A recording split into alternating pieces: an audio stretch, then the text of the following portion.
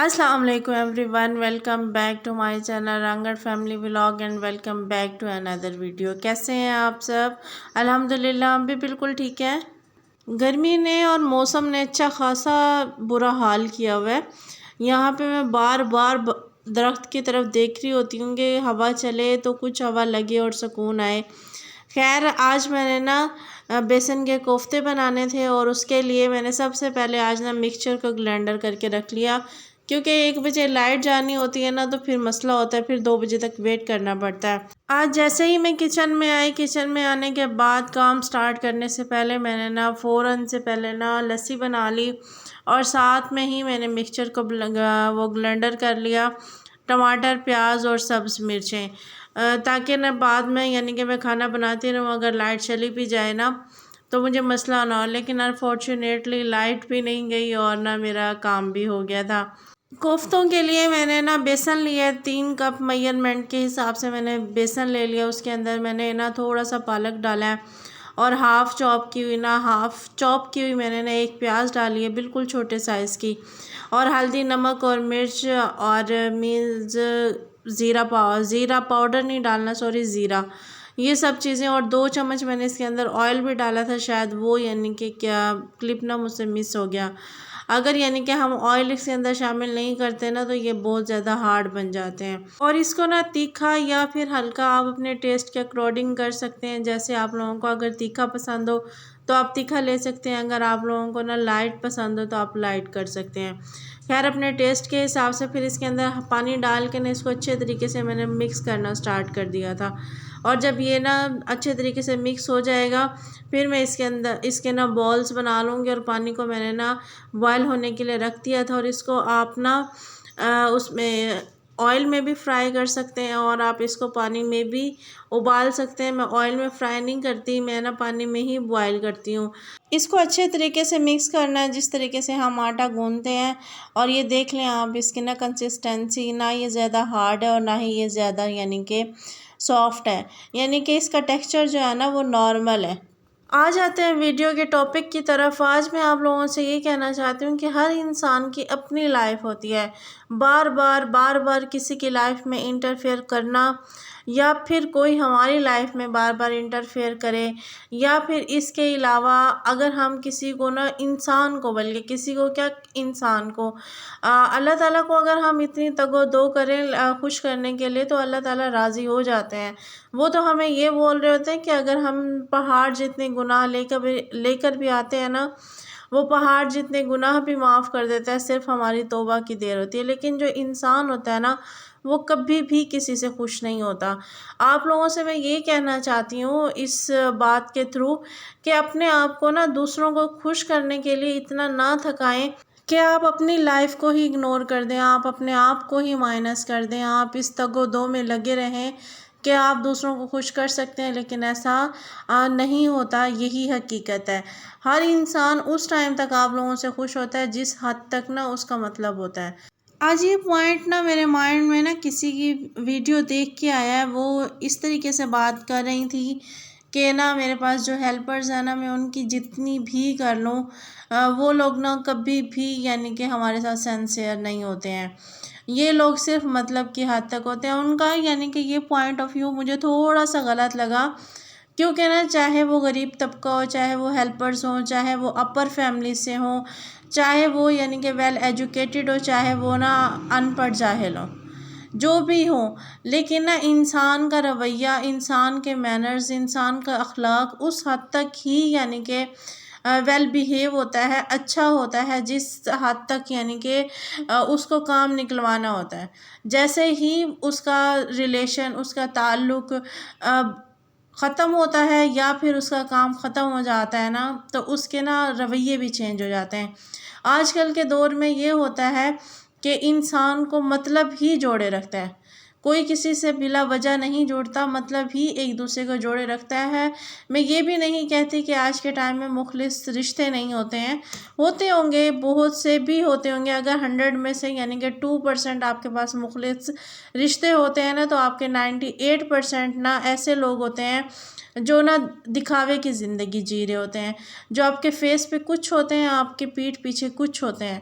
ایسے لوگ جو ہوتے ہیں وہ نیگیٹیوٹی زیادہ پھیلا رہے ہوتے ہیں، وہ حسد کا شکار ہوتے ہیں۔ وہ لوگ نہ ہی آپ لوگوں کو دیکھ کے خوش ہو سکتے ہیں، نہ ہی وہ آپ لوگوں کو دیکھ کے اپریشیٹ کر رہے ہوتے ہیں، نہ ہی وہ آپ کی کسی بھی محنت کو اچھا سمجھ رہے ہوتے ہیں۔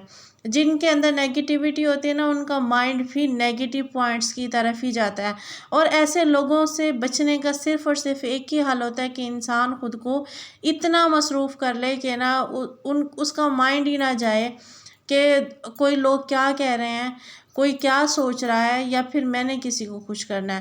اور اپنے سوا کوئی بھی اپنا سگا نہیں ہوتا، اپنی ذات کے علاوہ کوئی اپنا سگا نہیں ہوتا۔ اگر آپ کچھ دن 2-4 دن آپ دوسروں کے سامنے رو کے دیکھ لیں، وہ صرف آپ کا رونا 2-4 دن ہی برداشت کریں گے، اس کے بعد وہ آپ سے بور ہونا سٹارٹ ہو جائیں گے۔ اگر آپ ہنس کے بولتے ہو، اگر آپ ہنستے ہو، تو وہ ایک لانگ ٹائم چلتا ہوتا ہے، کیونکہ یہ جو دنیا ہوتی ہے یہ ہنسنے والوں کے ساتھ ہنستی ضرور ہے، لیکن رونے والوں کے ساتھ روتی نہیں ہے۔ اور اس کی مثال ایک یہ بھی ہے کہ جب شادی ہوتی ہے تو سب آگے آگے ہوتے ہیں، ناچ رہے ہوتے ہیں، گا رہے ہوتے ہیں، بھاگ رہے ہوتے ہیں، سب کچھ کر رہے ہوتے ہیں۔ اور جب فوتگی ہو جاتی ہے، جب کسی کا انتقال ہو جاتا ہے تو صرف جنازہ آگے ہوتا ہے، باقی سب پیچھے ہوتے ہیں۔ انسان کو اپنی ٹربلز کو، انسان کو اپنی لائف کو اور لائف میں آنے والے اپس اور ڈاؤنز کو خود ہی فیس کرنا ہوتا ہے، اپنی یعنی کہ مشکلات کو خود ہی دیکھنا ہوتا ہے۔ اپنے آپ کو خوش رکھیں، اپنے آپ میں مصروف رہیں، اپنے لیے سٹرگل کریں، دوسروں کو خوش کرنے کے پیچھے مت بھاگیں۔ میرے بات کرنے کا آج مقصد یہی تھا، اور دوسروں کے لیے کریں آپ، کیونکہ کہتے ہیں کہ God help those who help themselves، خدا انہی کی مدد کرتا ہے جو اپنی مدد آپ کرتے ہیں۔ دوسروں کا کریں آپ، لیکن ایک حد تک، ایسا نہ ہو کہ اس کو یعنی کہ کر کے آپ دوسروں کا اور اپنی ذات کو ہی آپ مائنس کر دیں۔ اور خدا بھی صرف انہی کی مدد کر رہا ہوتا ہے جو اپنی مدد آپ کرتے ہیں۔ خود تو اٹھ کے ہاتھ پاؤں ہلانے نہیں ہوتے، بس رونا پیٹنا ہوتا ہے اور دوسروں کو دیکھ کے جیلس ہونا ہوتا ہے۔ یہ لوگوں کا مائنڈ ہے۔ خود کچھ کوشش کریں، خود کے لیے کچھ کریں، دوسروں کو دیکھ کے جلنے سے بہتر ہے، دوسروں کو دیکھ کے حسد کرنے سے بہتر ہے آپ اپنی لائف کو امپروو کریں۔ اور ہمیشہ یہ نیگیٹو وائبس وہاں سے ہی آ رہی ہوتی ہیں جو آپ لوگوں کے مقابلے میں آ کے کھڑا نہیں ہو سکتا، لیکن وہ آپ کے پاؤں کے نیچے سے زمین ضرور کھودنا سٹارٹ کر دیتا ہے۔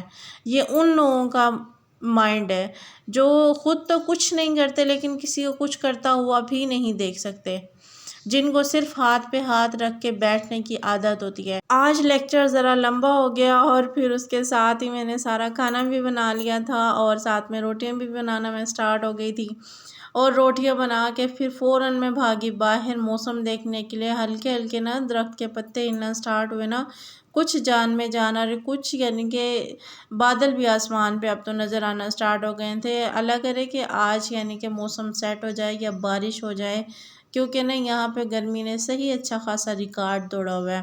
سورج بھائی تو خوب غصے میں ہیں پکانے کے، ہمیں جیسے ہم لوگ ڈیلی ہنڈیا کو پکا رہے ہوتے ہیں سورج جی ہمیں پکایا ہوا ہوتا ہے۔ خیر پھر اس کے بعد یہاں پہ کھانا بھی بن چکا تھا، ہسبینڈ بھی آ چکے تھے، اور تقریباً یہ میکسیمم 2 بجے کا یا 2:30 بجے کا ٹائم تھا، اور یہ تھا ہمارا سمپل سا کھانا، سمپل سی لائف روٹین۔ اور ساتھ میں نے لسی بنا لی تھی، اور کھانا کھاتے وقت دوپہر میں لسی، اور کیا ہی بات ہے لسی کے ساتھ، اور اگر چٹنی ہو جائے تو اس سے بھی زیادہ اچھی بات ہوتی ہے۔ خیر چٹنی وغیرہ تو میں نے بنائی نہیں تھی، اور یہ تھا تقریباً 4:30 کا یا 5 کا ٹائم تھا۔ میں پودوں کو پانی لگانے کے لیے آ چکی تھی، کیونکہ گرمی اتنی زیادہ ہے، پودوں کو 2 سے 3 ٹائم بھی پانی لگاتی ہوں تو وہ اس طرح خشک ہو جاتے ہیں جیسے ان کو پانی لگا ہی نہیں ہے۔ اور میں پانی لگا کے یعنی کہ جاتی ہوں، تقریباً جب ہسبینڈ کے آنے کا ٹائم ہوتا ہے تو پودے خشک ہوئے ہوتے ہیں۔ پھر ہسبینڈ مجھ سے پوچھ رہے تھے آپ نے پانی نہیں لگایا ان کو، میں نے کہا نہیں میں لگاتی ہوں لیکن وہ جلدی ڈرائی ہو جاتا ہے۔ اور اس کے بعد یہاں پہ گرمی سے میرا اپنا بھی برا حشر ہوا تھا۔ بس اگر آپ لوگوں کو ولاگس پسند آئے تو لائک شیئر اور سبسکرائب کر دیجیے گا۔ اگر آپ میرے چینل پہ نیو ہیں تو چینل کو بھی سبسکرائب کر لیں اور بیل کا نوٹیفیکیشن بھی آن کر لیں۔ اور آج کا ولاگ میرا یہیں تک تھا۔ اپنا خیال رکھیے گا، دعاؤں میں یاد رکھیے گا۔ اللہ حافظ۔